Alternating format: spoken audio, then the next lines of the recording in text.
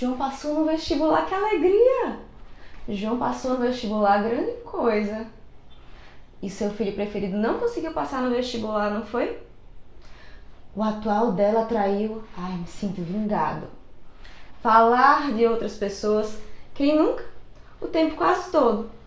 Mas em todas as formas que falamos dos outros, estamos falando muito, muito mais sobre nós mesmos. E por qual razão falamos das pessoas? Como é que falando dos outros você diz mais sobre você mesmo que sobre a pessoa? É sempre fofoca? Tá certo? Tá errado? Bebendo da psicologia social e da neurociência, me deparei inclusive com um artigo com a participação de um querido professor, Valdinei Gouveia. Pode-se concluir que a função social do ato de falar dos outros é ensinar e aprender comportamentos, questões culturais e orientações sobre como viver em grupo e, consequentemente, usar como parâmetro de comportamento para melhorar a relação com as pessoas e, neste processo, compartilhar informações sobre si e sobre o grupo e fortalecer o vínculo entre o contador e o ouvinte, ou seja, socializar. Socializar, pela nossa natureza no geral, é prazeroso, libera neurotransmissores relativos ao prazer, como a dopamina, a endorfina, a serotonina, a ocitocina. Então, a priori, a utilidade do hábito de falar dos outros seria para uma evolução social e pessoal. Então, tudo certo falar dos outros? Bem, vamos pensar. A forma que se fala do outro pode ter essa função estruturante, sadia, ter ajudado até na evolução da espécie, mas também pode ser extremamente prejudicial e acabar gerando sérios problemas, tanto para o protagonista da história, ou fofoca contada, como para quem está contando. Quero trazer aqui, então, o funcionamento mais individual desse movimento de falar da vida do outro. Você já deve ter ouvido por aí que você não vê o mundo como ele é. Você vê o mundo como você é. E hoje as pessoas têm falado muito sobre mindset, que é exatamente isso, a forma que a pessoa tem de ver o mundo, forma de pensar, forma de ser. Então, como isso se dá? É assim.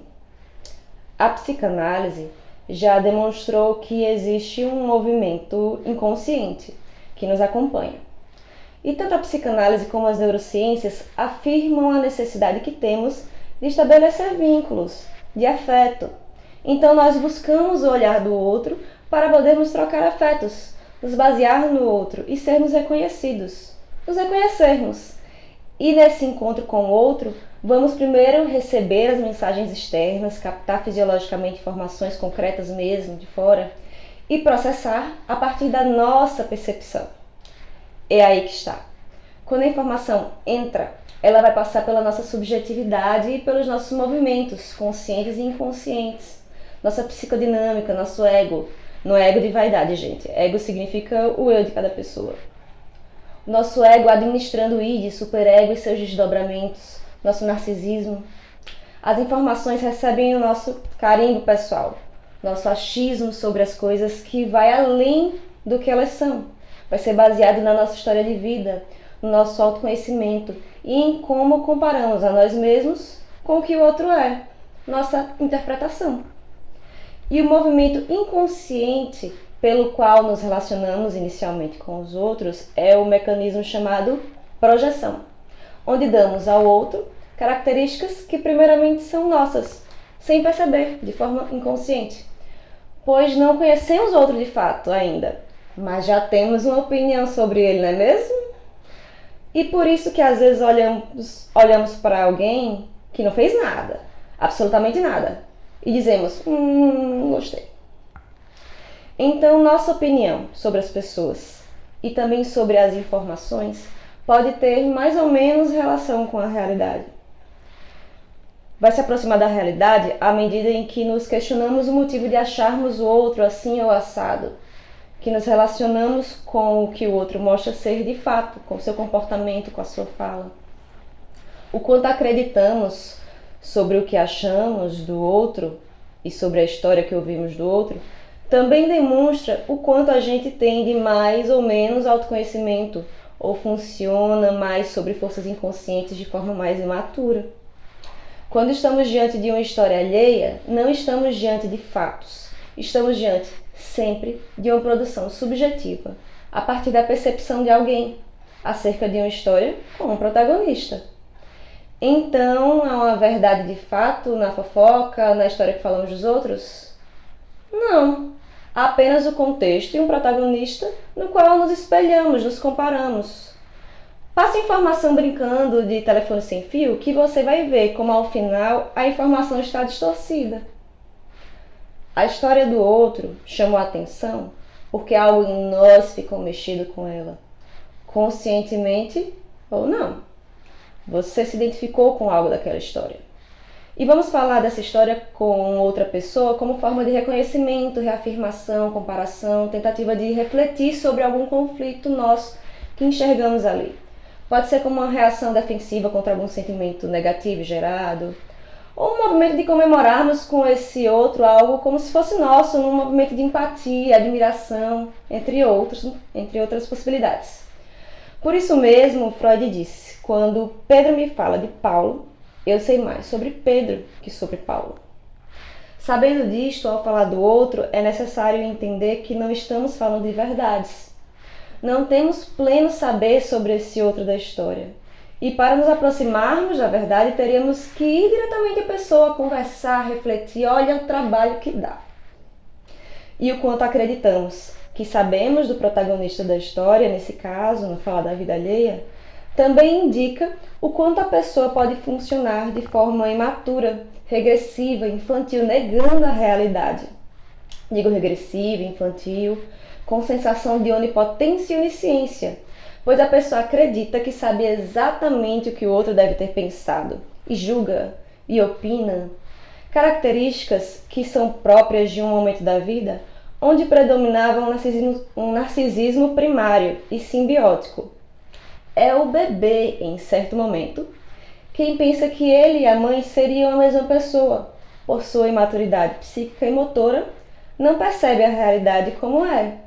Imagina que a mãe é uma extensão dele mesmo, que o que acontece nele acontece nela, que ele é completo. Se sente fome, ele mesmo se satisfaz, já que a mãe seria um pedaço dele, não é mesmo? E o mundo é apenas o seu. Aqui, a pessoa que fala do outro com tanta propriedade sobre o assunto, com tanta opinião, tanto julgamento, pensa que o mundo é apenas o seu e que ele e o outro são a mesma pessoa, à medida em que acredita que pessoas pensam sempre igual e devem agir da mesma forma que ela é. Como o bebê um dia pensou que a mãe também era o mesmo que ele. E se vangloria em cima de uma fantasia de conhecer o outro por uma história aleatória, perpetuando esse sentimento sem noção de onipotência e onisciência. Entender que ao falar do outro estamos falando de nós mesmos, independente se falando algo bom ou ruim do outro, demonstra que a pessoa está em um funcionamento mais sadio, mais sábio. Por isso mesmo existe também um ditado: a fofoca acaba no ouvido do sábio. O sábio não vai sair por aí falando da vida do outro sem pensar em como ele se implica naquilo, ou nas consequências do que fala. Como também vai saber que, ao falar do outro, ele estará dando ao ouvinte mais informações sobre ele mesmo, sua conduta, seu caráter. E ao ouvir, saberá que há intenções pessoais conscientes ou inconscientes do contador. Intenções mais reais que a história de um terceiro contada em si. Mas, Jaiane, é certo ou errado falar dos outros então? É certo, digo, sadio para todos, com o fim de nos ajustarmos, aprendermos sobre nós mesmos, sabendo que a história pode não ser real, refletindo a nossa necessidade de falar, avaliando se vale a pena com os impactos do que vai ser dito.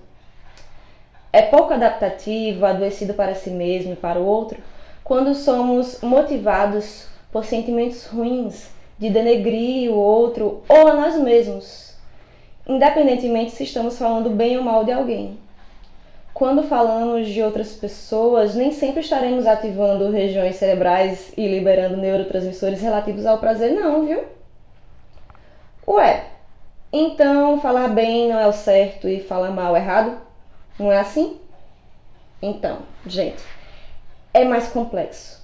A gente pode falar bem do outro e se sentir mal com isso. Pode falar bem e se sentir bem. Falar mal e se sentir mal. Falar mal e se sentir bem. E para não ficar muito longo, eu falo no próximo vídeo alguns exemplos de formas de falar dos outros e o que pode estar por trás. E como pode ser saudável e adaptativo ou doentio e mal visto socialmente. E se você gostou desse vídeo, do conteúdo, curta. Comente se você quer saber mais sobre os termos que falei aqui, dúvidas ou outros temas. Compartilhe com pessoas que, assim como você, se interessam em desenvolvimento pessoal e autoconhecimento. Assista o vídeo de continuidade semana que vem, tá? E se inscreva no meu canal. Um abraço e tchauzinho!